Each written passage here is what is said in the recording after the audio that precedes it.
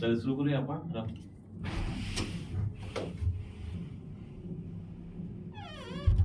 नमस्कार श्रोत्यो, radio मनभवन 90.8 FM मध्ये आपलं स्वागत. आज आपल्या साहित्य दरबार या सदरात आपल्यासोबत आज आपल्या कविते आहेत सौभाग्यवती संध्या भोळे. नमस्कार मॅडम. नमस्कार सर. मॅडम, आपल्या साहित्य दरबारमध्ये परिवारात आपलं स्वागत आहेच, पण सुरुवातीलाच मला तुमचा प्रवास जाणून घ्यायचा आहे की तुमचं शिक्षण कुठे झालं किंवा तुमचं जन्मगाव कुठलं आहे? माझं जन्मगाव केनी. अच्छा. सुरुवातीला मला वाचनाची आवड होतीच. माझा प्रवास सांगायचा झालं तर शालेय जीवनापासूनच मला वाचनाची खूप आवड आहे आणि आमचे शिक्षकही आम्हाला पाठ्यपुस्तकातील कविता चालीत लावून शिकवायचे. अच्छा. मला मराठी पाठ्यपुस्तकातील कथा, लेख, कविता या खूप आवडायच्या, त्यामुळे मी त्यांचं वारंवार वाचन करत राहायची आणि मग त्याच्यामुळे त्या माझ्या तोंडपाठ असायच्या. असे माझे मराठी भाषेशी जुळलेले नाते आहे की त्यातलं मी शब्द पाठ केलेला असायचा, कारण वाचन माझं भरपूर व्हायचं त्या काळात. अच्छा, पण मला एक सांगा ना, तुमची पहिली कविता तुम्हाला कशी सुचली? माझी पहिली कविता वाचनातूनच आपण लेखन करावं हा विचार माझ्या मनात आला आणि मग मी वाचन करत असताना वि. स. खांडेकर, पु. ल. देशपांडे, बहिणाबाई यांच्या कविता, शांता शेळके यांच्या कविता, व्यंकटेश माडगुळकर यांचं कथा असते यांच्या कथा मी वाचन करत गेले आणि मग आपणही त्यांच्यासारखं सरस लेखन करू शकतो का, सकस लेखन करू शकतो का हा विचार माझ्या मनात आला. अच्छा. सुरुवातीला लेखन करताना मला थोडं हेच होतं की आपण करू शकतो की नाही, पण माझ्या लेखणीने मला खतपाणी दिलं. अच्छा. आणि मग मला शब्द सुचत गेले आणि त्या शब्दांच्या ओळी बनत गेल्या. शब्द सुचले असे की मला ओढाताण करावी लागली नाही. अच्छा. अनपेक्षित हळव्या काळी स्पर्शाने उठलेली वलये काठावर विरण्याऐवजी खोल तळाकडे झेपावतील असे मला वाटले होते. असे वाटले नाही की हे खोल तळाकडे झेपावतील, पण रंग उमटत गेले, तरंग उमटत गेले, प्रत्येक संवेदनाला शब्दात बांधत गेले. माझे आणि शब्दांचे नाते इतके घट्ट झाले की मलाही कळले नाही की मी लेखणीकडे इतकी झेपावे. उर्मी बरोबर जे येते ते कागदावर मी उतरवत गेले. ती येते उर्मी माझ्या मनामध्ये आली वेगाने, अवेळी कुठलाही विषय घेऊन आली. एखाद्या लाटेच्या रूपाने ती माझ्यामध्ये फोपावली आणि मग ती वेगळ्या विचारांनी, वेगळ्या आविष्कारांनी माझी कविता बहरत गेली. मला एक सांगा ना, तुम्ही आता व्यवसायाने तुम्ही नोकरी पण करत आहात. हो. आणि ती नोकरी सांभाळून तुम्ही हा तुमचा जो आवड आहे किंवा छंद आहे तो जोपासलेला आहे. मग हे करताना कशी सांगड घालतात तुम्ही? नोकरी आणि घर हे सांभाळून लेखन करणं खरंच जिकरीचं आहे, कारण माझी मुलं आता अजून छोटी आहे, परंतु त्यांचं मला खूप सहकार्य असतं. घरातल्यांचं मला सहकार्य असल्यामुळेच मी माझी लेखणी बहरवू शकले. माझ्या लेखनास अधिक वेळ मी कोरोना काळात दिलेला आहे. अच्छा. तेव्हापासून माझं लेखन वाढलं. तेव्हाची परिस्थिती, ऑनलाईन वर्ग आणि कोरोना ड्युटी या जबाबदाऱ्या सांभाळून मी माझं लेखन करू लागले. माझ्या घरातील लोकांनी मला सहकार्य केलं, जे जवळपास त्या काळात मी 200 कविता माझ्या लिहून झाल्या. अरे वा. मग त्यातली 1-2 कविता आम्हाला सांगा. छान. 200 कवितांमध्ये माझ्या सगळ्याच कविता वेगवेगळ्या विषयांवर आधारित होत्या. त्यातली एक कविता मी तुम्हाला म्हणून दाखवते.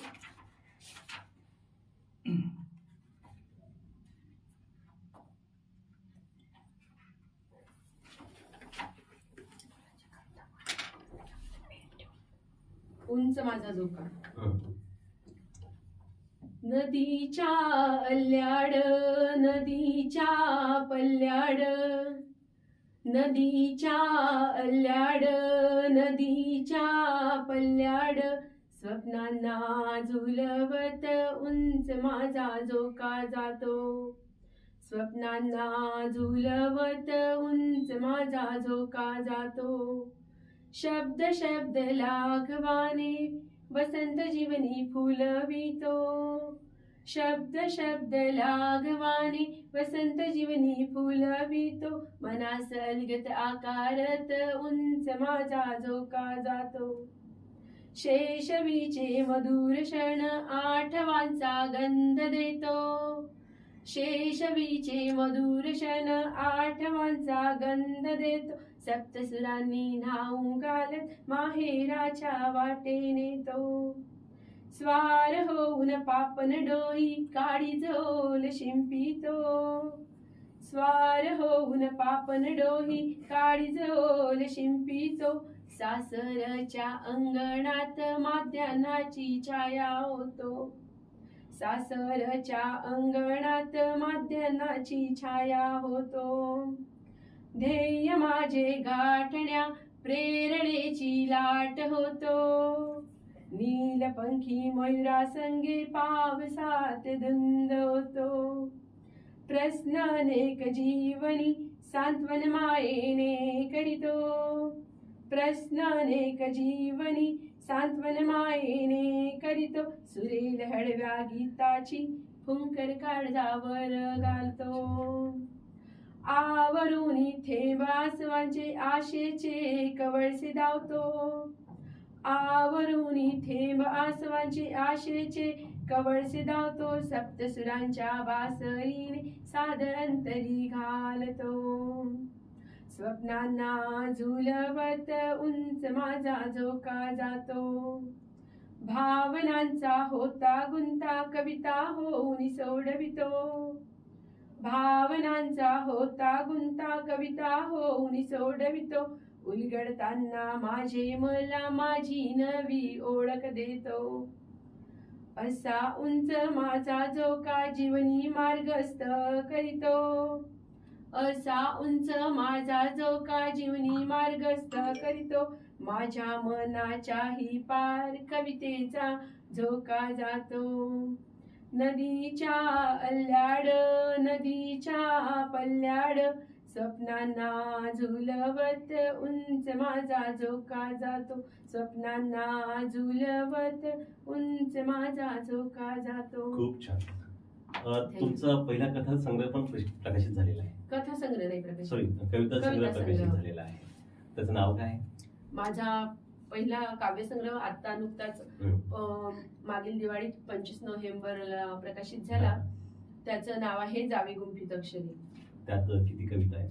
त्यात मी एकूण वेगवेगळ्या विषयांवर 100 कवितांची निवड केलेली आहे आणि 100 कविता त्यात आहेत. विषय म्हणजे कोणते कोणते विषय घेतले त्यामध्ये? त्यात निसर्ग, प्रेम कविता, बालकविता. बालकविता पण घेतली? हो हो. एखादी बालकविता सांगा ना मला.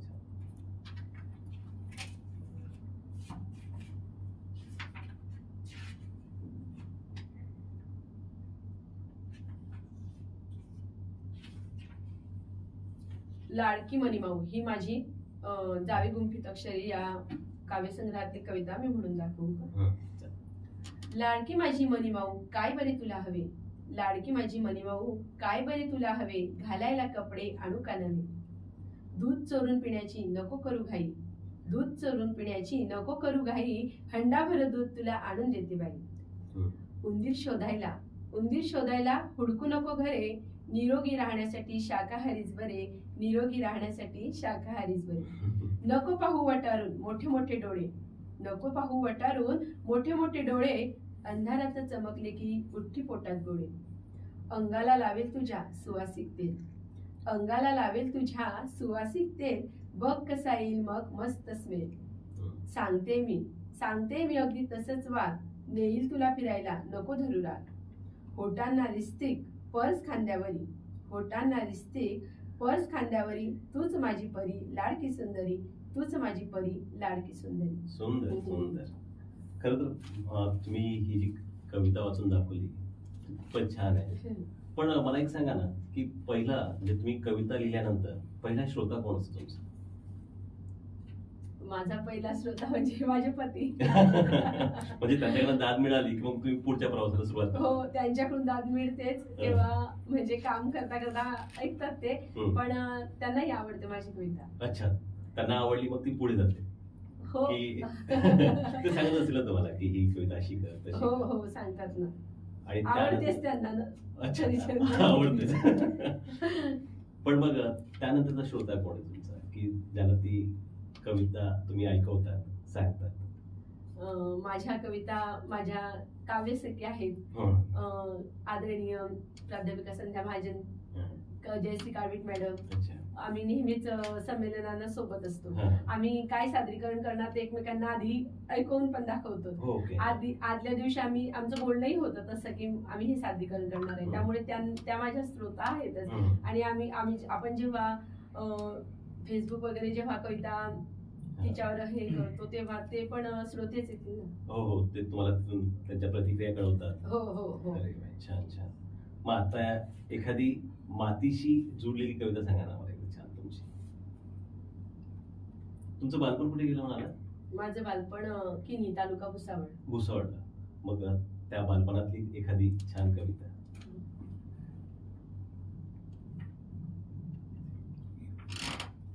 माहेराची म्हणून दाखवू? हो.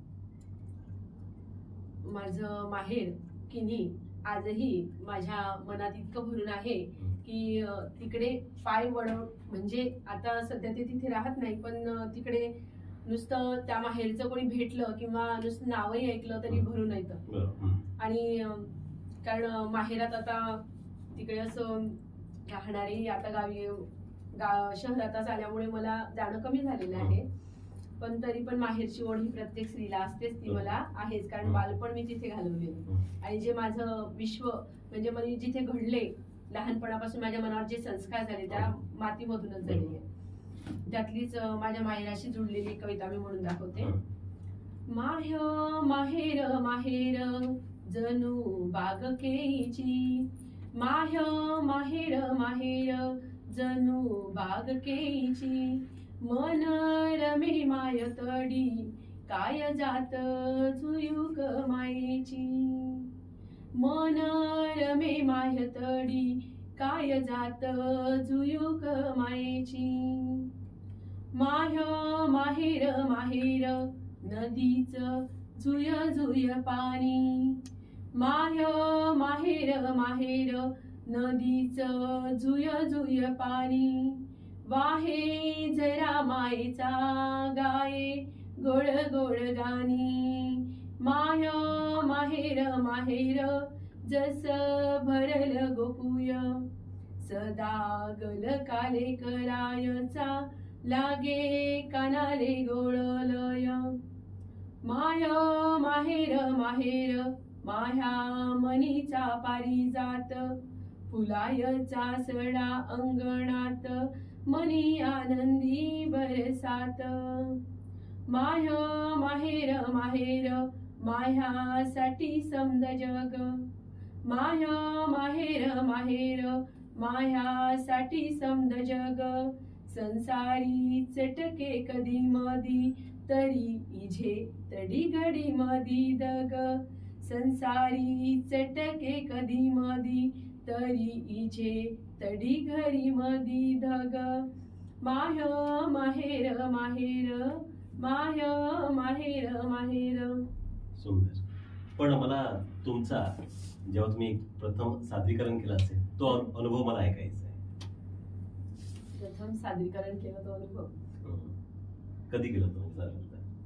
मी तेव्हा कोरोना काळात मी फेसबुकवरच प्रथम सादरीकरण केलं ऑनलाईनच्या माध्यमातून. हो का? तो अनुभव कसा होता? तो अनुभव थोडस भीतीच होती पण मग नंतर 1-2 सादरीकरणातून सरावाने ते एकदम छान सरावातून मला जमत गेलं. अरे वा, छान.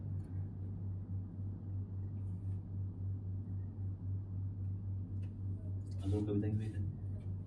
तुमची वेळेचं बघा तुम्ही. 12 मिनिटं झाली, अजून 5 मिनिटं. बरं, या साहित्य प्रवासात तुमच्या प्रेरणास्त्रोत कोण राहिलाय?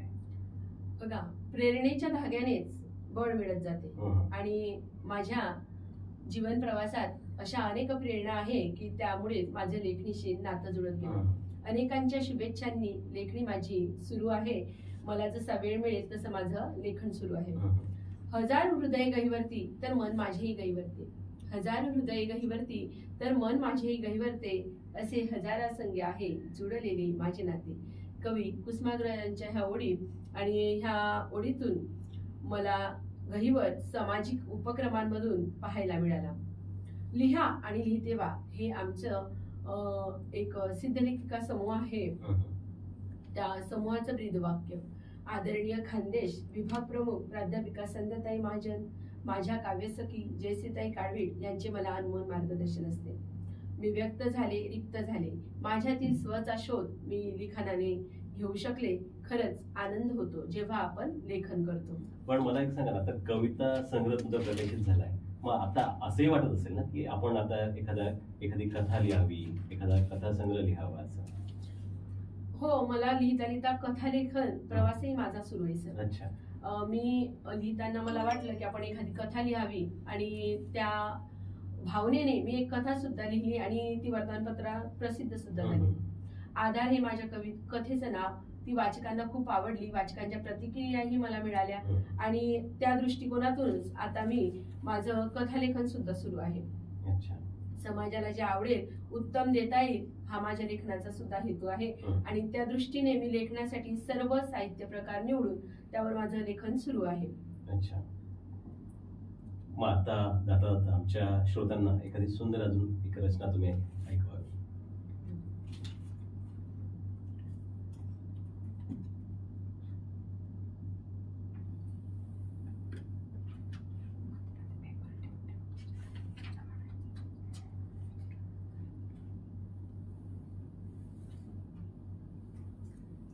माझं लेवागणू बोलीमध्ये कथा कविता लेखन सुरू आहे. अच्छा. आणि साहजिकच माणूस जिथे जन्म घेतो बालपणात त्याला त्या भाषेमध्ये जास्त ओढ असते.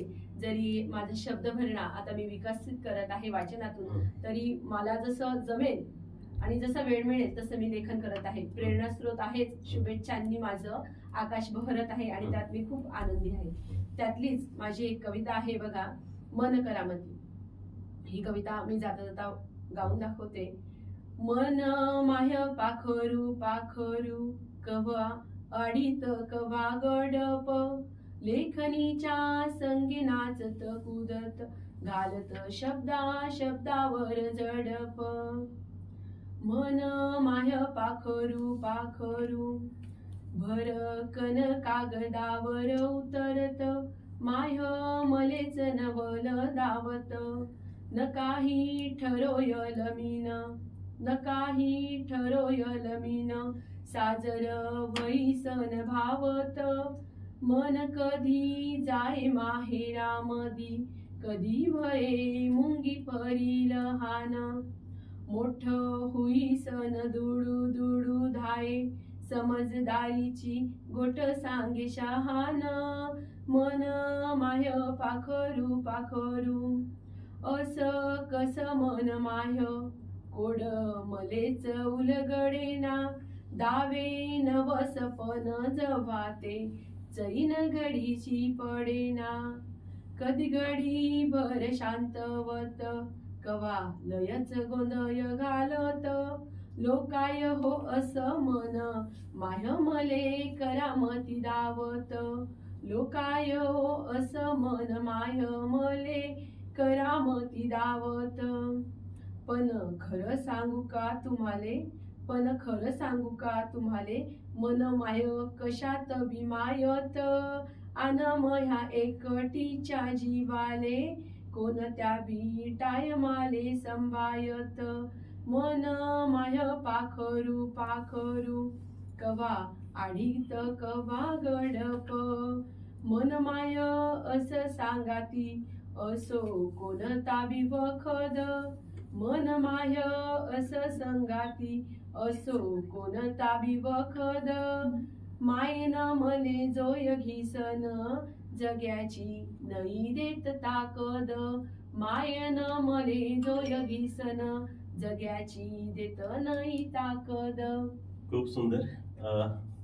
संध्या भुडे यांना खूप खूप शुभेच्छा. खूप सुंदर अशा कविता तुम्ही रचता आहात आणि आता तुम्ही कथा देखील लिहित आहात. त्या प्रवासासाठी तुम्हाला खूप शुभेच्छा. धन्यवाद.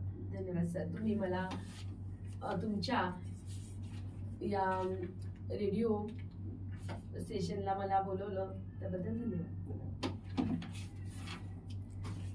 शेवटची कविता जरा कट करता हे का? बंद करा. मला या हे लिहून दे. तर नाही, तर नवीन- रद्द केली आणि दुसरी दुसरी घेऊ. हा, मग तुमच्या कारण मलाही- कारण